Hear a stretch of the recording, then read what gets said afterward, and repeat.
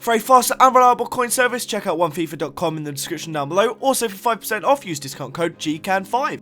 What's up guys, Curtis here and welcome to part 2 of 3 of my BPL Team of the Season prediction videos. Now, if you haven't already seen the first one, I do recommend you go and check that out first. That is the goalkeeper, defender, and a couple of the midfielders. There will be a link to that in the description down below, or if you click the screen now, you should also be taken to it. I will quickly say, guys, I spent about 5 hours putting together all these cards and all these little Photoshop things for 22 different players. So, firstly, if you could drop a like, if we could hit 750 likes, that'd be absolutely amazing. Also, remember that not every player has been featured so far, so there's 22 in total. I've done a starting 11, I've done some bench, and then some extra mentions as well. So if they haven't been mentioned yet, there's a good chance they could be in the next episode. So let's continue on with the starting 11. So as I'd gone for a general 4-3-3, the last in the three midfielders is Eden Hazard. Now I've, as always, included the progression he has taken throughout FIFA 14. He has gone massively up already. Now he started off with 2 informed cards when he was at 85 rated card, which gave him an 86 and 87, which I haven't included. But he was then upgraded to 88, which then gave him an 89 inform. It then gave him a 90 inform, which should be on the screen here, and a 91 inform that he has just picked up as well. So some absolutely fantastic informs he's picked up through all his upgrades as well, which means he is extremely deserved of that Team of the Season card. He has been Chelsea's stand-up player this season and has been absolutely fantastic. Rescued them in many a game and has been absolutely tremendous in every way, and I think that card would be unbelievable. That pace, dribbling, shooting, everything would just be absolutely insane. Next up, we have Daniel Sturridge. Now, this guy has been tremendous. Now, it was a long time I spent deciding whether or not to give him a striker or a right wing card. I've actually gone for right wing, but I do think they'll give him a striker card. In general, every time I see Liverpool, they do sort of play with Sturridge just off of Suarez, kind of on the right of him, which also allows them to have Sterling on the left, kind of like a 4-3-3, but sometimes he does play up front directly next to Suarez as well, so it's hard to say for this one, but I've given him the right wing card. It could quite possibly change, but how amazing would that card be? Completely deserved of again, but that pace, that shooting, the dribbling, he would be an absolutely unstoppable force, and it would be great if he was to pick up that card, but he may not.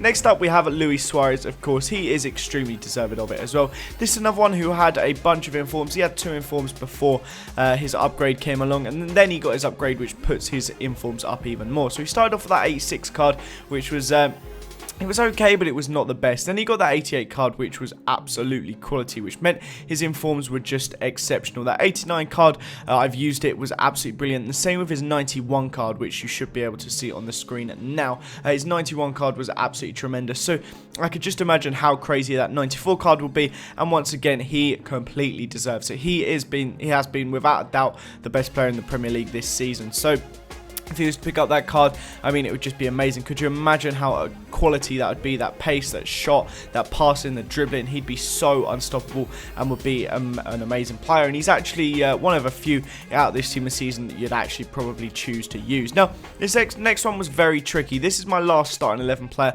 I've gone for Sergio Aguero. Now, Aguero's actual goals per games against top teams, goals per 90 minutes, all these different stats is actually tremendous. I mean, he's been so unlucky with injuries, but whenever he's played, he's been absolutely unstoppable. Now, it was tricky for me to decide whether or not to put him in or not, but I thought he'd either be in the starting 11 or on the bench, so I just went in and thrown him into the starting 11. So there he is. He's had 2 informs this season. A 93 rated card would completely do him justice. He had to be lower than Luis Suarez, of course, and when Luis Suarez is also rated 88 for his upgrade, you have to kind of knock Aguero down a bit, but still, that'd be an amazing card and I'd love to have it. So onto the bench. It took me a long time to decide who to have as the goalkeeper on the bench. You could have Adrian, who's the West Ham goalie. He's saved so many shots this season. He's been very good.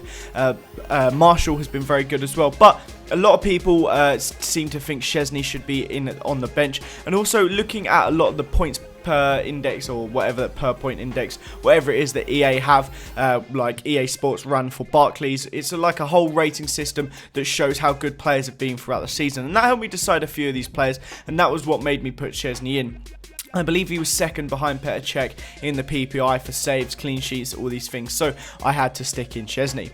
Next up, we have Bakary Sagna. Once again, I know some people will say, oh, Arsenal bias, Arsenal bias.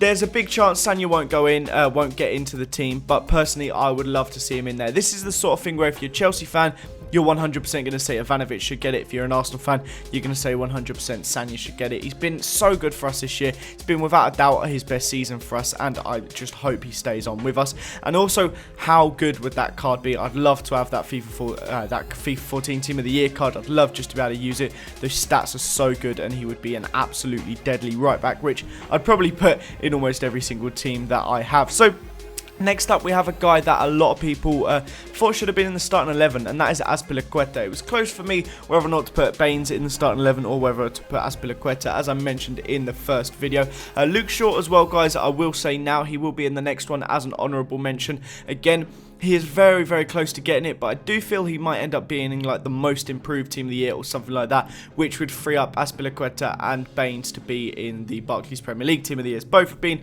fantastic fullbacks anyway, and Shaw would definitely deserve to get in it should EA decide to put him in. But Azpilicueta would be a fantastic left back. He's done tremendously well for Chelsea, and once again, another Chelsea defender having a fantastic shout at getting into the team of the year. So that is the end of this episode, guys. Remember to check out the next episode to see the substitutes and the honourable mentions. But thank you very much for watching, guys. Remember, if you could hit the like button, that'd be absolutely amazing. Subscribe to this channel if you're new around here. Have a nice day, and I'll see you all next time. Bye-bye.